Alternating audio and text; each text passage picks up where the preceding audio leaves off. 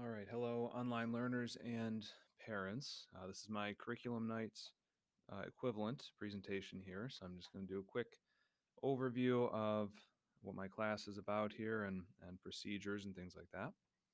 So give me a moment while this loads up on my computer.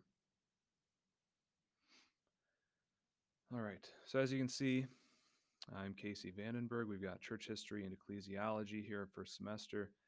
Second semester is going to be Catholic social teaching. The class is called Christian Justice.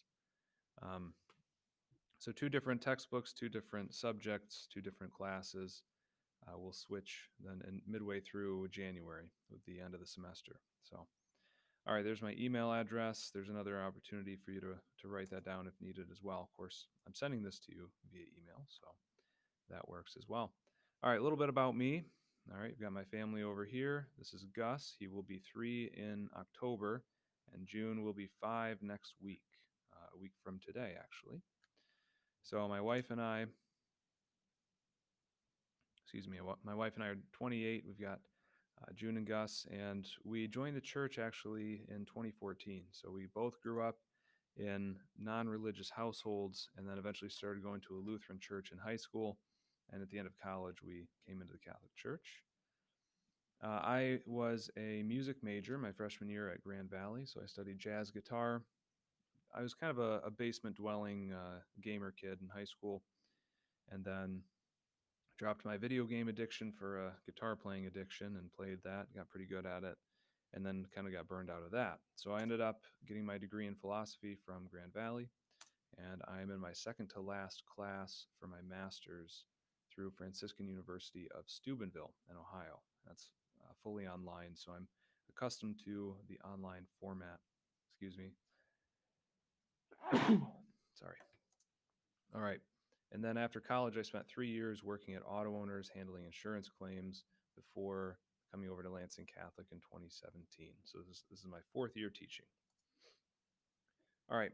So the main outcomes for my class for church history ecclesiology. Ecclesiology is the study of the church. So I started with 2 weeks on what is the church, what's its purpose and mission in the world.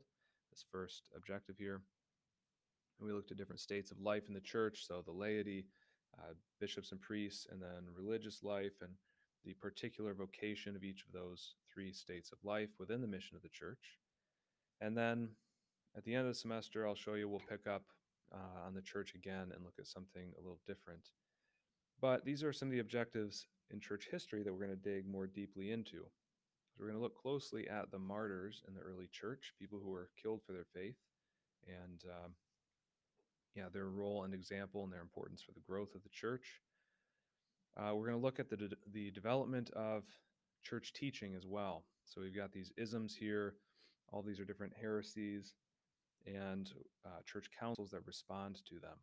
All right. So we're going to look at how church teaching develops in response to these false ideas, all these kinds of isms here. So a new idea will come up, a new teaching, and the church will kind of go, well, that's not right. We know it's not right, but we can't exactly articulate why.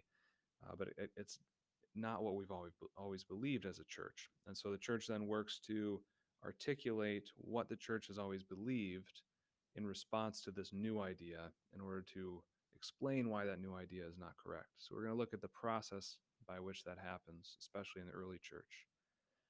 The birth and development of monasticism and its influence on culture. So we'll look at the importance of monks and nuns for preserving ancient literature after the Roman Empire falls in Europe, or what is now Europe. The only institution, the only places where the manuscripts of, say, Plato and Aristotle and ancient history and all of that, where those are preserved, are the monasteries. So we're going to look at that and kind of the spirituality of monastic life as well.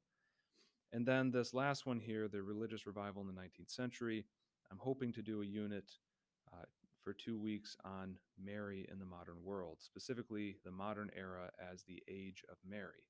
So we've had more Marian apparitions in the past 250 years than any other period in the church's history. So we're going to look at why that is, what her message for the church and the world is right now. And I'm hoping to use this new movie called Fatima that just came out a week and a half ago, hoping to use that as sort of the centerpiece of that unit. So got my fingers crossed on that one. All right, this is small font, but this is the whole outline of the semester that I've got here. So we just finished up this quiz last week.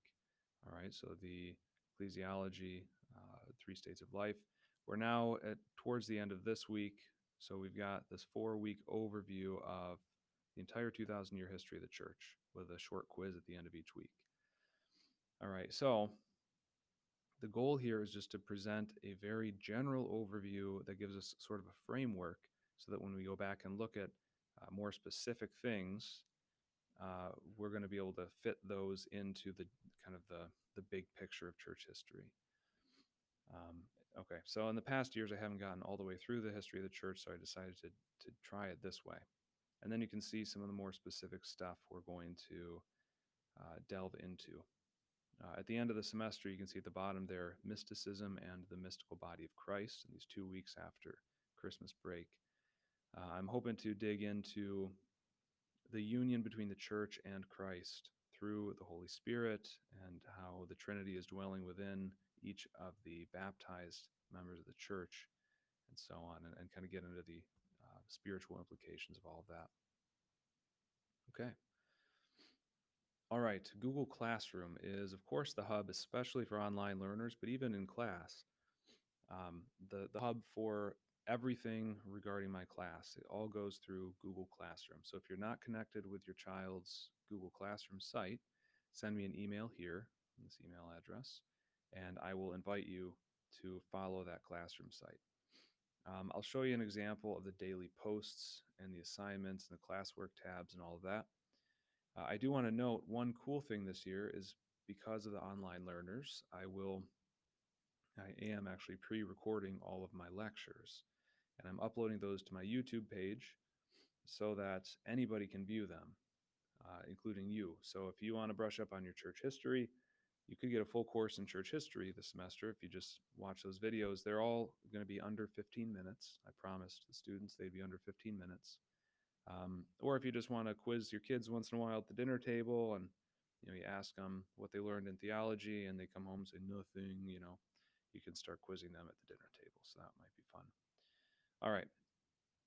So let's take a look at one of the daily posts here on the classroom site. I apologize, my computer is a little slow here, using a loaner. Okay, so here's a daily post from yesterday. All right, so you've got the date, a little announcement there at the top with asterisks. We got a quiz tomorrow.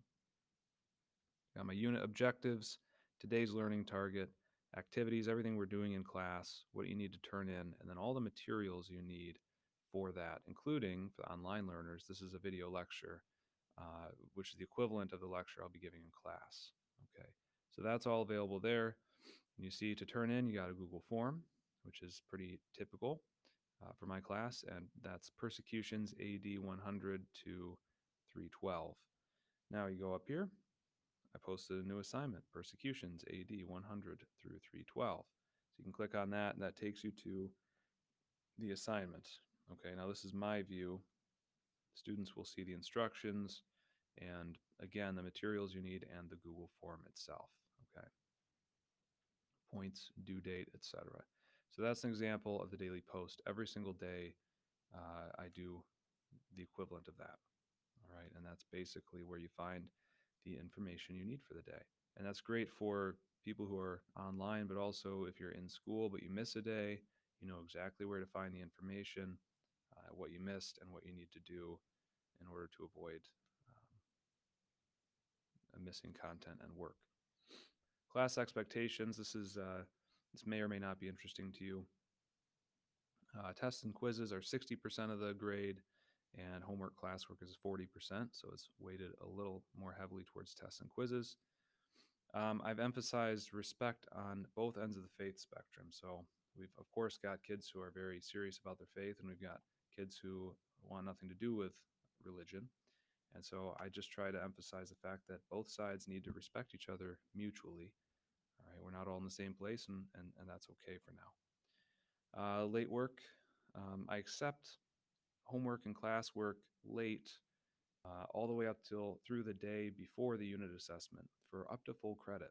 So homework or classwork from Monday this week, didn't have school Monday, but say Tuesday, um, they can turn that in, even though it was technically due on Tuesday. They can turn that in by 11:59 p.m. tonight and still get full credit for it because the quiz isn't until tomorrow. If they turn it in tomorrow, though, and they didn't miss any school this week, then they don't get any credit for it. The reason for that is it's important to do the work that leads up to the assessment before the assessment. Once you've taken the quiz, there's not a whole lot of point in going back and doing homework. All right. Okay. What they need for class, this is more for in class, but obviously their Chromebooks or computer at home, and the textbooks here: History of the Church, first semester, second semester, the Social Doctrine of the Church. The ISBNs are on the syllabus, which is on the Google Classroom site. All right. And then here's a link to my YouTube channel. This guy's a long story. Basically, I needed a character for one of my videos last spring, and somebody left this cardboard Christmas tree in my cupboard here. So I got him out and I renamed him Chris Mystery, and stuck a pair of Beats headphones and sunglasses on him. So anyway, so here's my YouTube page, and you are welcome to explore this as it loads here. You can see I've got playlists. So each unit, I group the videos into playlists. These are, of course, here as individual videos as well. But then you can see down here, okay, there's Unit 1, Ecclesiology. Full playlist, all the video lectures from that first unit. Friday spiritual conferences are something you can read about in the syllabus. And then Unit 2, this is our unit for this week. I've got my video lectures uploaded there as well. Okay. All right, so there is an overview of this church history ecclesiology class. If you have any questions, or like I said, if you haven't joined the classroom